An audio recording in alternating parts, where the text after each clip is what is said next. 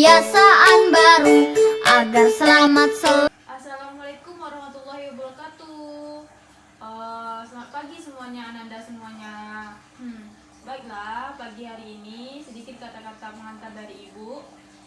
Jangan sampai lupa sarapan dengan makanan-makanan yang bergizi ya. Tetap jaga kebugaran tubuh dengan berolahraga ya. Tetap semangat, karena dalam tubuh yang kuat terdapat jiwa yang sehat, pastinya meningkatkan imun tubuh kita. Ingat ya, corona belum sepenuhnya hilang, tetapi patuhi protokol kesehatan ya. Baiklah, sebelum kita memulai pelajaran pada pagi hari ini, alangkahnya kita berdoa terlebih dahulu untuk dilancarkan dan dipermudahkan belajar kita pada hari ini. Berdoa mulai. A'udzubillahi minasyaitonirrajim. Bismillahirrahmanirrahim. Rabbi shrahli sadri wa yassirli amri wahlul 'uqdatam min lisani yafqahul qawli. Amin.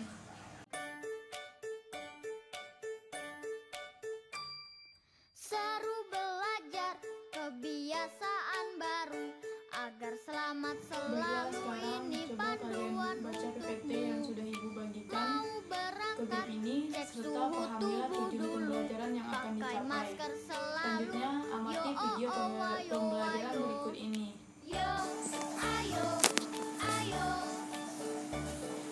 yo, ayo, ayo. Battle in Style ala Juna. Serang terus dengan style barbar. Jangan gandengan dulu, yo ayo, ayo. Sampai sekolah, cuci tanganmu dulu, pakai sabun selalu, yo ayo, ayo.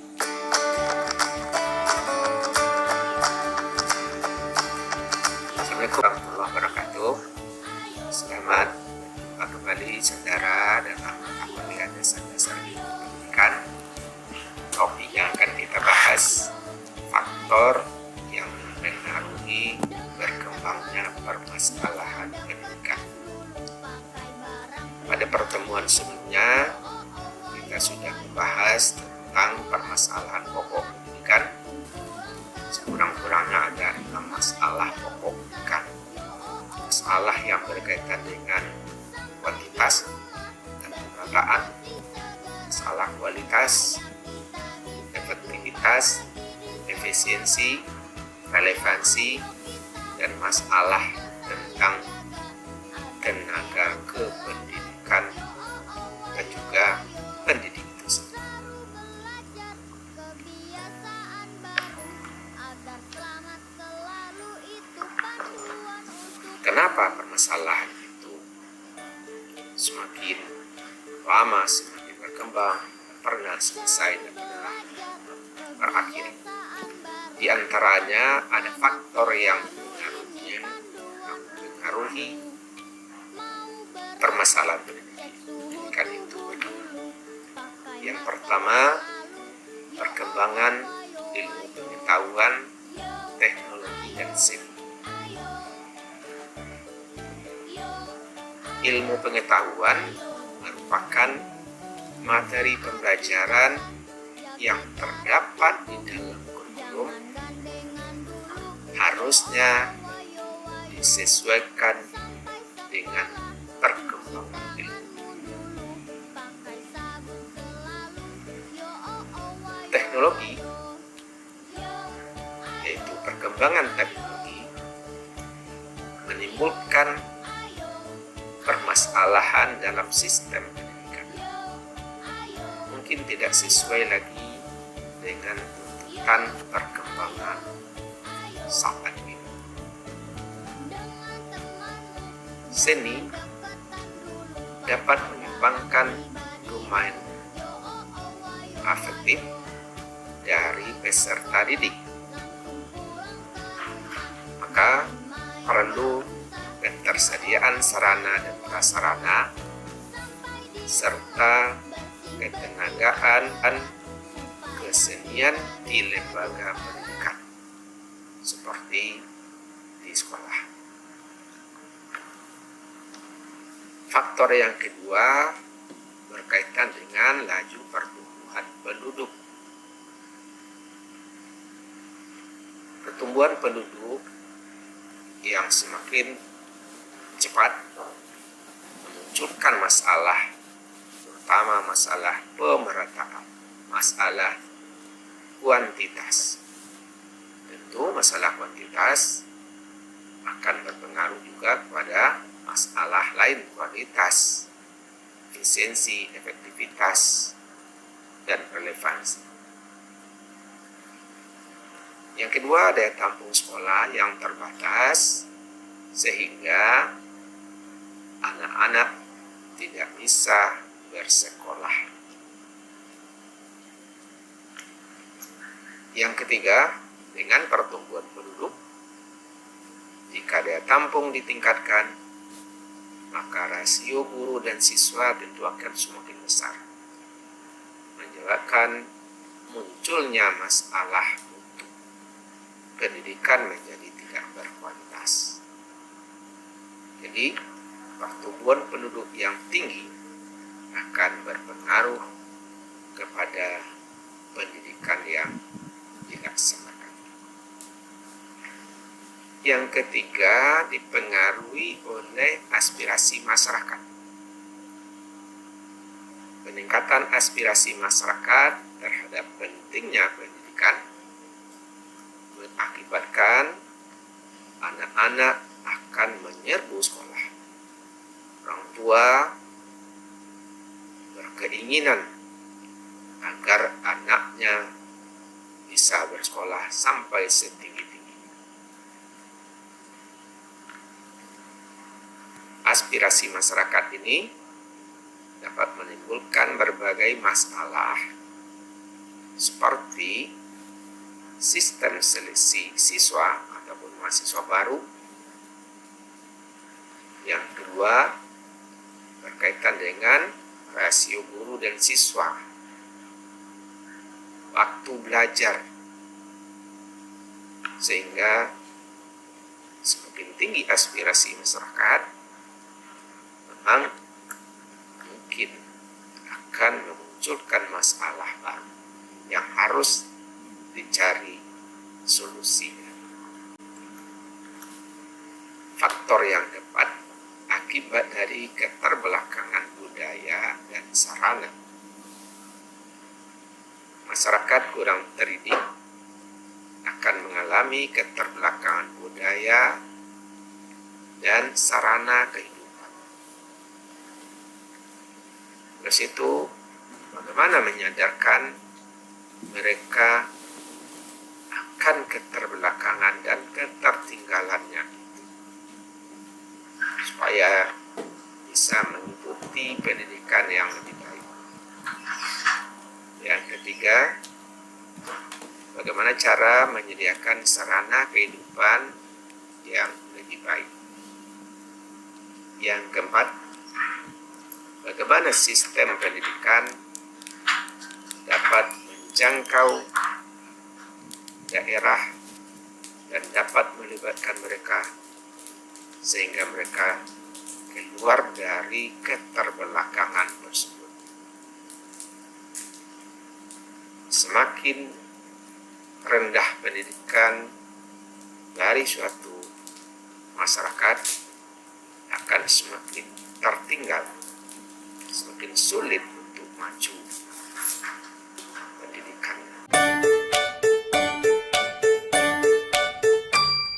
Seru belajar kebiasaan baru agar selamat selalu, ini panduan untukmu. Baiklah, Ibu akan menjawab pertanyaan yang Ananda ajukan tentang mengapa pendidikan di Indonesia tertinggal dengan luar negeri. Perlu Ananda ketahui, tingkat pendidikan tiap negara dipengaruhi dari kemajuan tingkat ekonomi dari suatu negara. Pendidikan Indonesia tertinggal disebabkan metode ajar yang kurang efektif. Dari segi pengajar, kualitas pengajar Indonesia masih sangat kurang. Dengan meningkatkan mutu seorang guru, akan bermutu pola pikir yang ajar yang terapkan demi pendidikan yang baik lagi. Assalamualaikum warahmatullahi wabarakatuh. Baik Ibu, perkenalkan nama saya Nurul Aini. Pada PPT dan video yang Ibu kirimkan pada WhatsApp grup, saya ingin bertanya tentang kan di sini ada faktor-faktor yang mempengaruhi berkembangnya masalah pendidikan. Di sini saya ingin bertanya apakah faktor ekonomi atau faktor keluarga berpengaruh pada berkembangnya permasalahan pada pendidikan yang dijalani oleh setiap siswa. Baik Bu, mungkin hanya itu yang dapat saya sampaikan. Wassalamualaikum warahmatullahi wabarakatuh. Baik, Ibu akan langsung menjawab pertanyaan yang Ananda ajukan.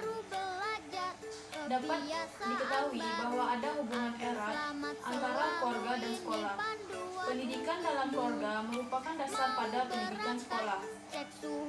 Menyatakan bahwa lingkungan keluarga dan faktor-faktor luar sekolah yang telah secara luas berpengaruh terhadap siswa.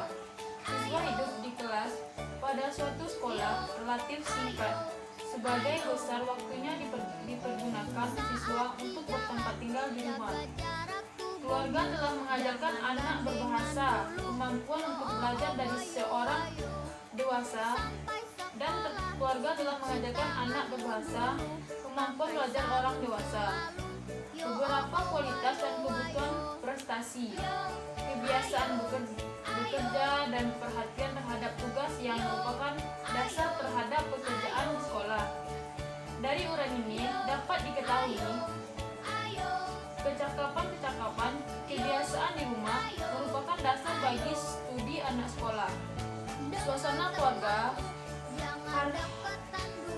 hal yang akan mempengaruhi masa depan anak baik di sekolah maupun di masyarakat, dalam lingkungan pekerjaan maupun dalam lingkungan keluarga. Kutipan ini dapat diketahui bahwa suasana dalam keluarga dapat mempengaruhi kehidupan sekolah. Menurut Erikson yang dikutip oleh Sikun pribadi, bahwa pendidikan dalam keluarga yang berpengaruh terhadap hidup anak di masa datang ditentukan oleh 1. Rasa nyaman, 2. Rasa otonomi, 3. Rasa inisiatif. Rasa aman ini merupakan periode perkembangan pertama dalam perkembangan anak. Perasaan aman ini perlu diciptakan sehingga anak merasakan hidup aman dalam kehidupan keluarga.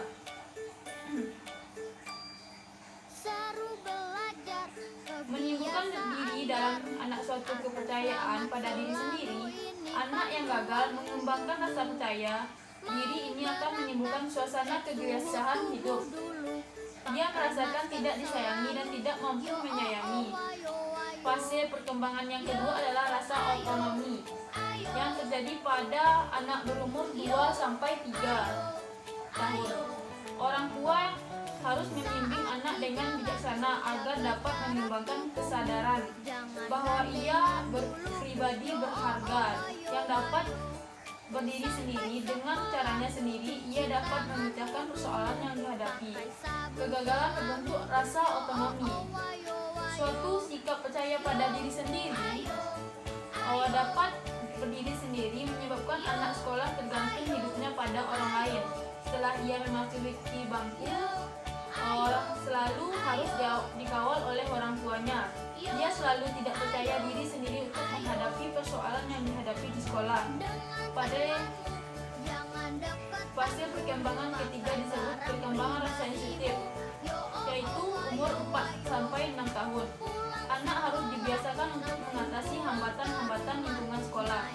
Sebab dengan dibiasakan menangani masalah hidup, maka akan mengembangkan inisiatifnya dan kaya kreatifnya dalam rangka menghadapi tantangan hidupnya.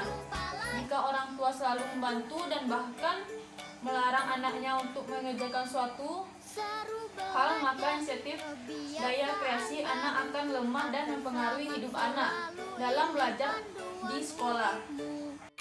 Mau berangkat, cek suhu tubuh dulu, pakai masker Mungkin untuk hari ini pembelajaran cukup sampai di sini, dan di depan kita akan bertemu kembali dengan materi berikutnya. Sebelum kita masuk ke materi lebih lanjut, silakan Ananda baca dan pahami materi yang akan dipelajari pada minggu depan. Gunakan